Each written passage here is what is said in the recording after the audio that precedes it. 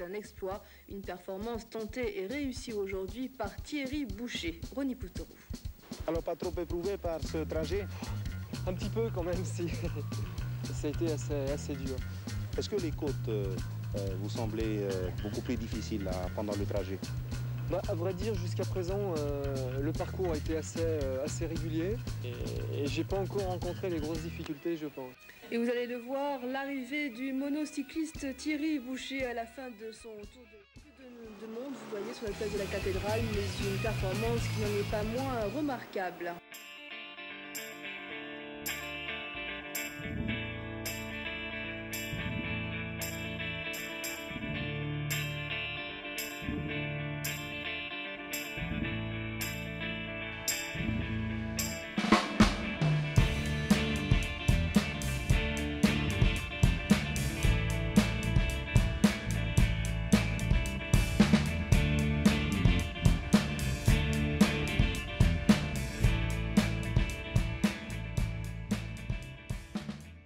Thierry et Cathy sont deux jeunes gens qui viennent de métropole et qui ont avec eux un engin particulier. Il faut dire qu'à Tahiti, on n'en voit pas beaucoup. Ça s'appelle un monocycle tout-terrain, un MTT.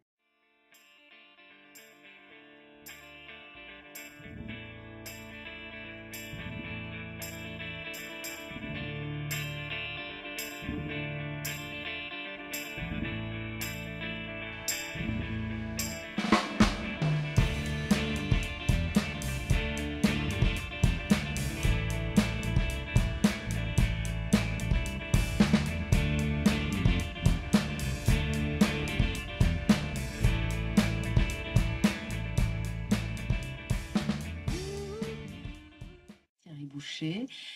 Lui, j'ai envie de dire, c'est plus qu'un aventurier, c'est un aventurier tout-terrain, puisqu'il a fait du vélo tout-terrain, mais un petit peu particulier, du monocycle, exactement. La première partie, donc, était la réalisation de la descente de l'Aorai. Alors, l'Aorai, au départ, on avait prévu l'Orena. L'Aorai, c'est le 3e sommet de l'île, qui culmine à 2066 mètres.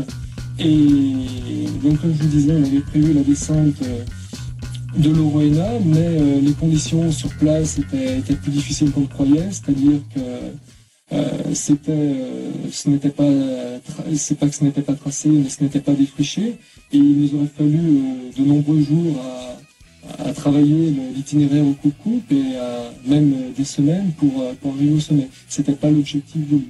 On a effectué l'aller-retour de l'Aorai dans la journée, donc je suis monté avec le MTT sur l'épaule. Une fois parvenu au sommet, en fait pour moi le plus important restait encore à faire, qui était donc la descente.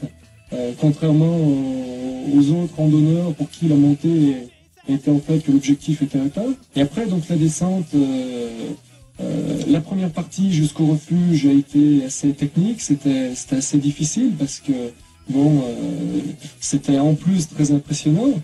Par endroits c'était roulable, on en profitait. Les autres endroits, quand c'était de la petite escalade, on descendait à pied bien sûr.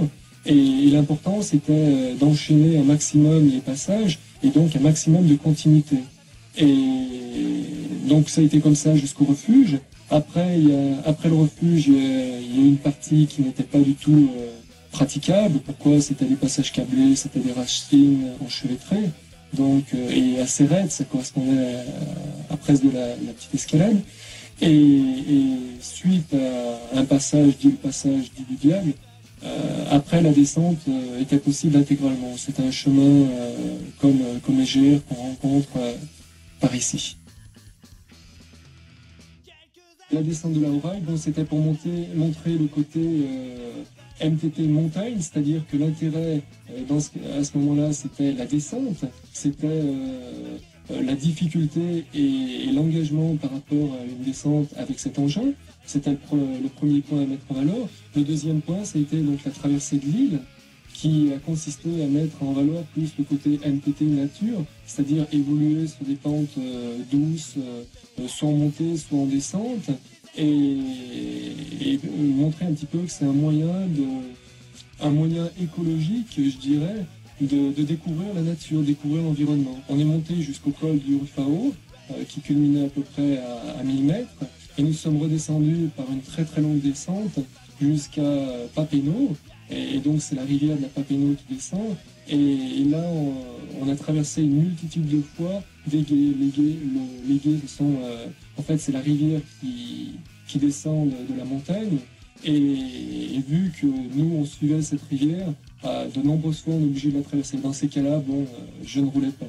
Le troisième point dans le projet, c'était le tour de l'île sur cet engin, qui n'est pas forcément adapté pour un parcours, pour rouler sur la route comme ça, pour une distance aussi longue, mais c'était pour montrer le côté, j'appellerais un petit peu MTT ville, c'est-à-dire montrer que c'est un engin qui pourrait être comme un concurrent très sérieux du roller skate ou du skateboard, qu'on pourrait très bien utiliser en milieu urbain. Et donc moi, là, le tour de l'île, c'était 115 km, et la finalité, c'était le côté un petit peu médiatique qu'on pouvait exploiter derrière, et par conséquent, donc pour réaliser ce tour de l'île, on a prévenu les médias, la presse, qui sont venus sur place et qui ont relaté l'information. Je suis parti à minuit le matin de la place de la cathédrale, et je suis arrivé le même jour, donc l'après-midi, à peu près vers 17h. Les 60 premiers kilomètres, je les ai fait à peu près en 7 heures. Il y avait un très bon rythme, c'était de nuit. Malgré les petits incidents du style beaucoup de chiens rencontrés tout au long du parcours, c'est très surprenant, mais la nuit, là-bas, il y a plein de chiens qui courent un peu de partout. Et ça m'a un petit peu perturbé. Et la deuxième partie était plus difficile, non pas à cause du parcours, mais à cause des conditions, c'est-à-dire la chaleur, un petit peu de pluie sur le parcours, et puis une rencontre avec l'équipe de RFO, on a tourné quelques images, ça a pris un petit peu du temps. De manière générale, les gens ils sont surpris, et ils savent pas bien quoi penser, parce que c'est tellement insolite, ça surprend tellement sur le coup, que dans tous les cas, ça laisse pas indifférent.